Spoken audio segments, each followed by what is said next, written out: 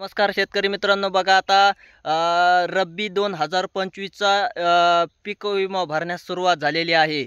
मग जे शेतकरी पात्र आहेत, ज्यांना पीक विमा भरण्याची इच्छा आहे, ऐका नाही अशा शेतकऱ्यांनी, कारण हे ऐच्छिक आहे, तुम्ही काय करू शकता, भरा अगर नका भरा, असं काही सक्तीचं वगैरे नाही. तर मग रब्बीचा ज्वारीचा पीक विमा, रब्बीचा पीक विमा म्हणावा लागेल, तर भरण्यास सुरुवात झालेली आहे. त्यामध्ये मग आपल्या भागामध्ये हे असेल, ज्वारी असेल, कोरडवाहू, त्याच्यानंतर बागायती ज्वारी, त्यानंतर गहू, त्याच्यानंतर हरभरा, असे 6 पिकं आहेत. आपल्या भागामध्ये 3च आहेत. काही भागामध्ये तेलबियाचं, काही काही ठिकाणी करडीचं आहे, आहे का नाही. तर अशा 6 पिकाचा काय झालेला आहे, पीक विमा भरण्यासाठी 1 नोव्हेंबरपासून सुरुवात झालेली आहे.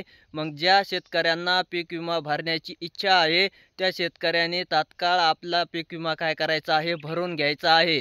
कारण पीक विमा लवकरात लवकर भरला म्हणजे मग काय होईल, कधी काय परिस्थिती निर्माण होते, पूर परिस्थिती, अतिवृष्टी, त्यानंतर नुकसान शेतकऱ्यांचं तर होतच चाललेलं आहे. यावर्षी पाहिलेलं आहे, खूप पावसाने काय केलेलं आहे, धुमाकूळ घातलेला आहे.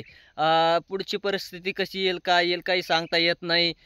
त्यामुळं मग आपण आपल्या पिकाचा विमा उतरणं साहजिकच चांगलं आहे. कारण येणारी परिस्थितीला आपल्याला तोंड द्यायचं म्हणल्यानंतर शेतकरी तर हमेशा तोंडच देत असतो.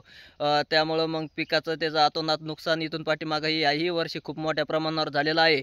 आणि इथून पुढं हे सांगता येत नाही नेमका काय होईल, कसं होईल, ऐका नाही. त्यामुळं मग काय करायचं आहे, ज्या शेतकऱ्यांना पीक विमा उतरायचा असेल, आपल्या शेतीच्या पिकावर जे घेतलेले आहेत, पेर केलेली आहे, त्यासाठी तुम्ही काय करायचे आहे, 1 नोव्हेंबरपासून त्याची तारीख दिलेली आहे. 1 महिनाभर आहे, 30 तारखेपर्यंत. तर तुम्ही काय करायचं आहे, सर्वच शेतकऱ्यांनी काय करायचं आहे, त्यामध्ये भाग नोंदवून आपल्याला काय करायचं आहे, पीक विमा उतरायचा. पीक विमा उतरण्यासाठी आपल्या सगळं मग आधार कार्ड असेल, bank passbook, farmer I D हा कंपल्सरी शासनाने केलेला आहे. सर्वच योजनेचा लाभ घ्यायचा म्हणलं तर फार्मर आय डी आता आवश्यकच आहे.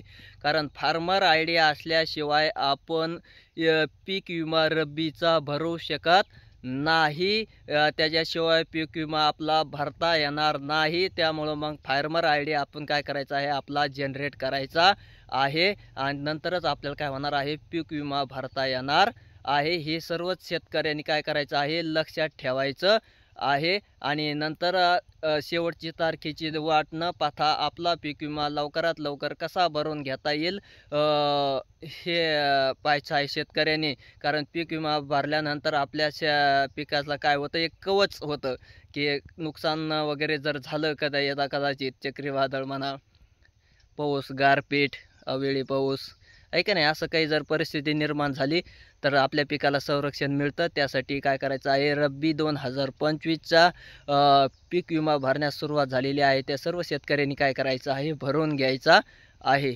धन्यवाद.